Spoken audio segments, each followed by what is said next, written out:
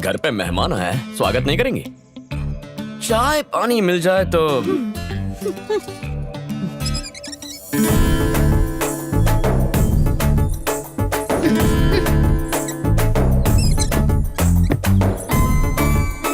ए green army, तुम्हारे पिताजी को तो इम्प्रेस कर चुका हूँ, कुछ दिनों में तुम्हें भी कर दूंगा। क्या कहती हो? इम्प्रेस करने आए हो, डिप्रेस होकर जाओगे। बोरिया बिस्तर बांध कर ही रखो। इतना कॉन्फिडेंस? अभी तक नोटिस नहीं किया था, लेकिन तुम्हारा फिगर बड़ा कमाल का है। चलती हो तो लगता है बिजली गिरती है।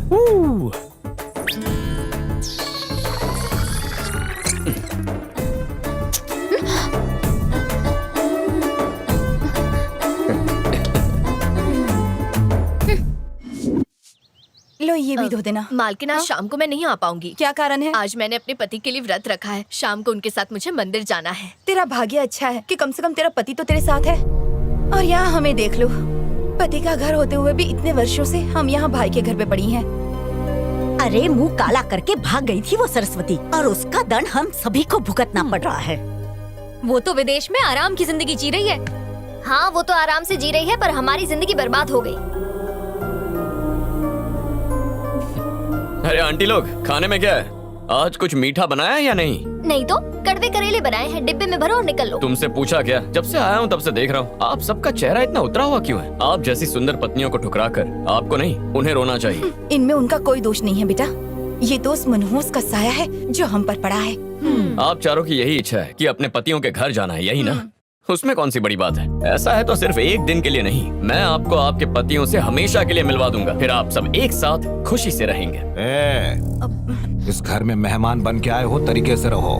हमारे घर के मामलों में दखल देने की तुम्हें कोई जरूरत नहीं, इसका ध्यान रहे। मैं समझ गया। आप सबको अपनी हक की खुशियां मिलेंगी, यह हक आपसे कोई नहीं छीन सकता। आपका सम्मान मैं लौटाऊंगा, मुझ पे विश्वास कीजिए। झूठे सपने मत दिखाओ। अगर वादा पूरा नहीं किया तो चला जाऊंगा। अपनी ये बात याद रखना, और नहीं कर पाए तो चुपचाप निकल जाना। आज तक ऐसा कोई वादा किया ही नहीं जिसे पूरा ना किया हो।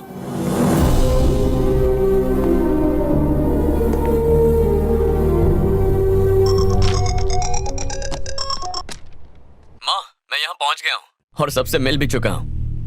सही कहा था, सब दिल के अच्छे हैं। माँ नहीं, मैं बोल रहा हूँ। अरे पापा, वो फैक्ट्री में पता चल गया है। देखो, उन लोगों को मनाना इतना आसान नहीं है। घर वालों की नाराजगी तो मैं बहुत जल्द दूर कर दूंगा। अब मैं यहाँ आ गया हूँ ना, सब मुझ पे छोड़ दीजिए। बेटा, इतने साल हो गए, उस बापू ने तुम्हारे माँ से बात तक नहीं की है। वो अपना घमंड नहीं छोड़ेंगे। अच्छा, पर माँ ने तो उनके बारे में सिर्फ अच्छी बातें कही थी। छोड़िए ना पापा, अगर उन्होंने हमारे साथ रूखा व्यवहार किया है तो हम उनका दिल प्यार से जीतेंगे। इसलिए अब जैसा मैं कहता हूँ आप वैसा ही कीजिए। जाके खेत में काम करो। चल। हेलो, कैसे हो नागेंद्र? मुझे पहचाना? अबे तू है? मुझे फोन करने की हिम्मत कैसे की? फोन करने के लिए हिम्मत की जरूरत नहीं होती है, उंगलियों की होती है। भैंसे ऐसा बोलता है गेंडे? ये तेरे भाई को। भैया भैया भैया, वो लाइन पर है। कौन है? अरे वही जिसने फोन किया है। नाम तो बता। वो कुमार जो सरस्वती को भगा ले गया था। उसने क्यों फोन किया? अबे भगोड़े, मुझसे बचने के लिए 7 समंदर पार चला गया। आवाज नीचे, सबके दिन बदलते हैं, तेरा भी घमंड टूट जाएगा। तू क्या मेरे घमंड को तोड़ेगा? वैसे तेरी बेटी की शादी होगी नहीं, कोई आके उड़ा ले जाएगा। ओए, किसके अंदर हिम्मत ऐसा करने की? मेरे बेटे में, और किसमें? और अब तक मेरा बेटा तो वहाँ पहुँच भी गया होगा। तेरी आंखों के सामने वो उसे मंगलसूत्र पहनाएगा। रोक सकता है तो रोक ले, अभी समय है, नहीं तो पछताएगा तू। फिर ना तू इधर का रहेगा ना उधर का। ओए, उस समय तू मुझसे बच गया। अगर तेरे बेटे ने यहाँ आने की हिम्मत की तो उसके टुकड़े तेरे पास पार्सल करवा दूंगा। चल फट। ए सुनो। हाँ भैया। वो सरस्वती का बेटा यहाँ आया है, तुम्हें जिस पर भी शक हो उसके हाथ पैर बांध कर मेरे पास ले आओ। अभी लाता हूँ। क्या हुआ अंकल, इतना गुस्सा क्यों कर रहे हैं? किसका फोन अरे है? एक पुरानी बात है, तुम वो सब छोड़ो, चलो खाना खाते हैं। चलिए।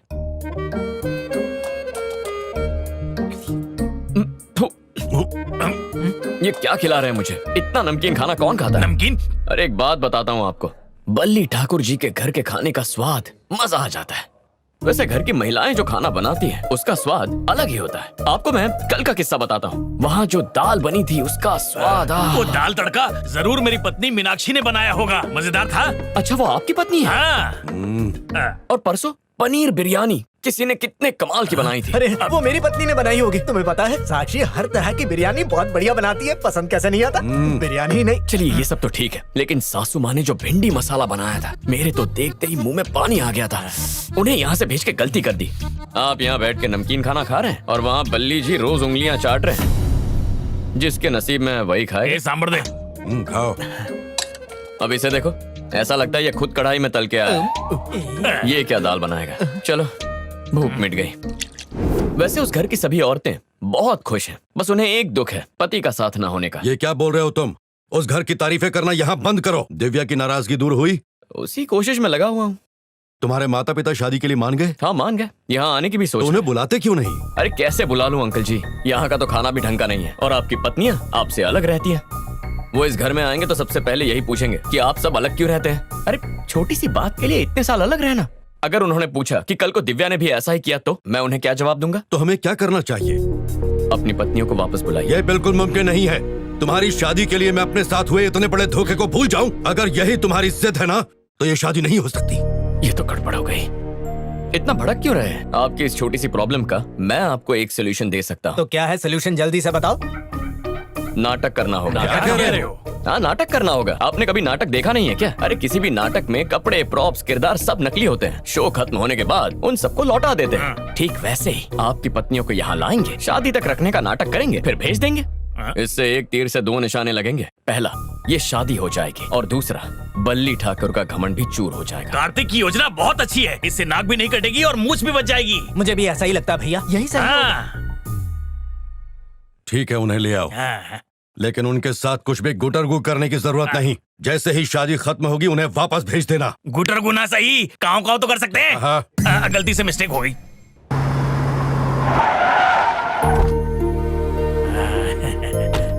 ए, सुनो।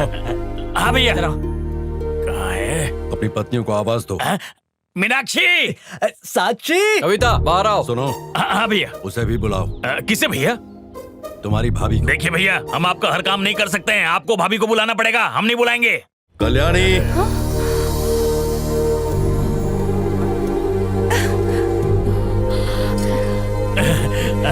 मीनू, मीनाक्षी।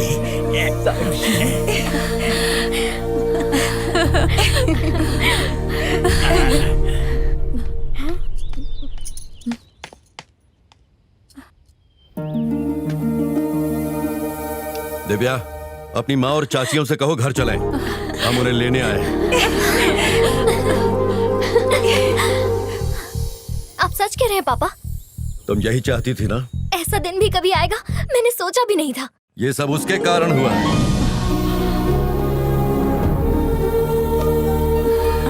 भूपेंद्र, वहीं रुको। ये सब तो हमारे साथ रहेंगी, पर तुम्हारी परछाई भी वहां नहीं पड़नी चाहिए, याद रखना। और मैं तुम्हें कभी माफ नहीं कर सकता। हमारे बीच ये जो नफरत की दीवार है, उसे कोई फरिश्ता भी आकर गिरा नहीं सकता। अपने जहन में ये बात अच्छी तरह बिठा लो। भैया, मुझे उसकी बातों का बुरा नहीं लगा। अगर तुम लोग खुश रहो तो मैं उसकी और भी कड़वी बातें सुनने के लिए तैयार हूँ। तुम मेरी फिक्र मत करो, मैं अपना ख्याल रख सकता हूँ। जिंदगी की नई शुरुआत करो। मेरा आशीर्वाद सदा तुम्हारे साथ है। चलो अब जाओ। अगर ये वार्तालाप खत्म हो गया हो तो क्या हम लोग घर जा सकते हैं?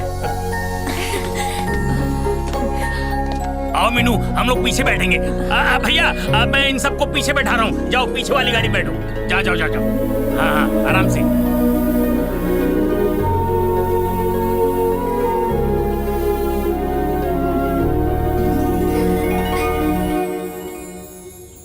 कार्तिक, कार्तिक,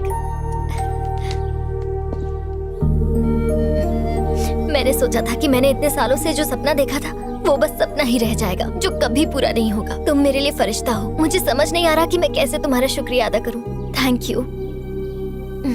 ये लो तुम्हारी फैक्ट्री का NOC.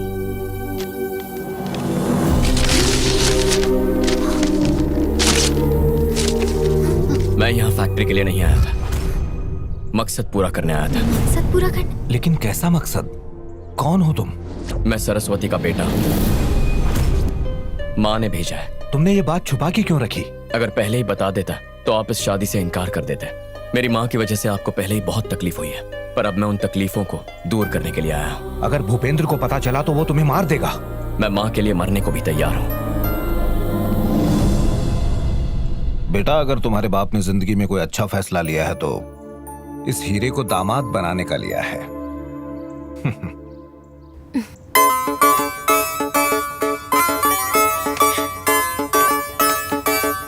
I love you Kartik.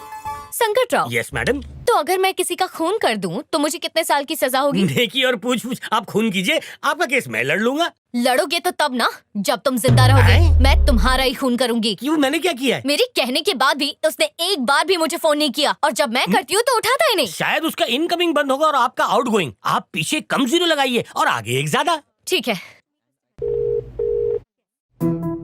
वो आपका रिंग शायद एक्सचेंज में जा रहा है। आप दाहिने हाथ के छोटे अंगूठी से डायल कीजिए मैडम।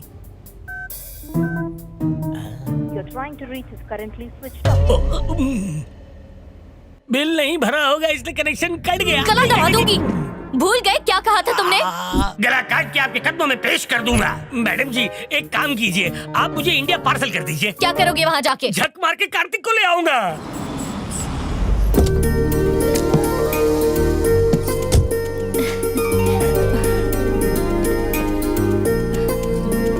आओ बेटी, इतने सालों बाद बिटिया घर पर आई है। जाओ इसे अंदर ले जाओ। जाओ बेटी। अच्छा कार्तिक। हाँ कहिए। तुम्हारे माता पिता कब तक आने वाले हैं? अभी बात की है, आते ही होंगे। अच्छा।